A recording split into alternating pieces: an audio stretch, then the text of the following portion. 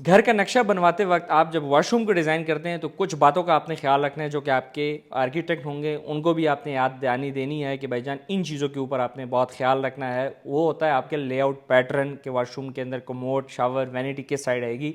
अपने एक नक्शे से आपको समझाने जा रहा हूँ, वजाहत करूँगा, उम्मीद है आपको समझ आ जाएगी।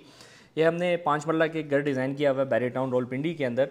उसके अंदर आप ये देख सकते हैं कि हमारे पास 5 बाय 9 फुट का ये वॉशरूम आ रहा है, ठीक है।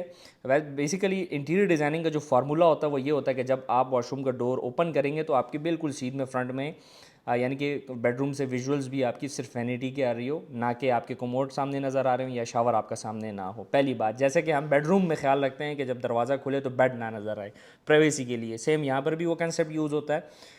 अब जैसे ही आप एंटर होते हैं तो मैं आपको थोड़ा सा समझाने की कोशिश करूंगा, उम्मीद है आपको समझ आ जाएगी। एक लाइन ये ऊपर डली हुई है, एक लाइन ये मैं डाल देता हूँ, ठीक है। ये नीचे वाली जो जगह है यहाँ तक कि मैं आपको बता दूँ, ये आपकी होती है ड्राई प्लेस। यहाँ पे पानी नीचे फ्लोर के ऊपर नहीं होता। कमोड एरिया में जब हम एंटर होते हैं इसमें 3 स्टेप होते हैं, फर्स्ट सेकंड थर्ड, ठीक है। ये ड्राई प्लेस है, ये सेमी वेट है, यानी कि पानी कभी होता है कभी नहीं होता, यानी कि खुश्क भी होता है, डिपेंड करता है।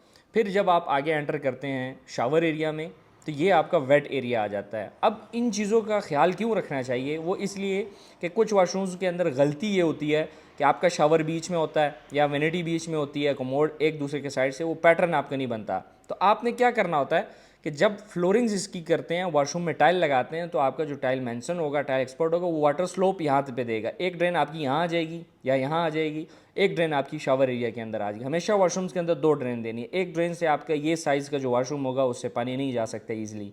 स्लोप आपकी 2 आ गई, ठीक है। ये ऑलरेडी जो ये शावर एरिया होता है ये हम डाउन रखते हैं बाकी फ्लोर फिनिश लेवल से, क्यों, ताकि अंदर वैसे पार्टीशन भी यहाँ का इस साइड पे ना ट्रैवल करे। तो एक पॉइंट ये हो गया, एक आपका ये आ गया, एक ये आ गया। सारी चीज़ें आपको समझ आ गई होंगी। तो क्या होगा कि 2 ड्रेन आपकी आगे लेवल दोनों के निकल आएंगे, तो पानी आपका रुकेगा नहीं। अब दूसरी बात करने जा रहा हूँ। कुछ जगहों पर ऐसा होता है कि जो ये मैं लेआउट या डायग्राम दिखा रहा हूँ इस मुताबिक नक्शा नहीं डिज़ाइन हो पाता। उसकी वजह किबला बनती है, किबले का ख्याल आपने रखना होता है, डायरेक्शंस का, नॉर्थ वेस्ट ईस्ट साउथ का आपने ख्याल रखना होता है।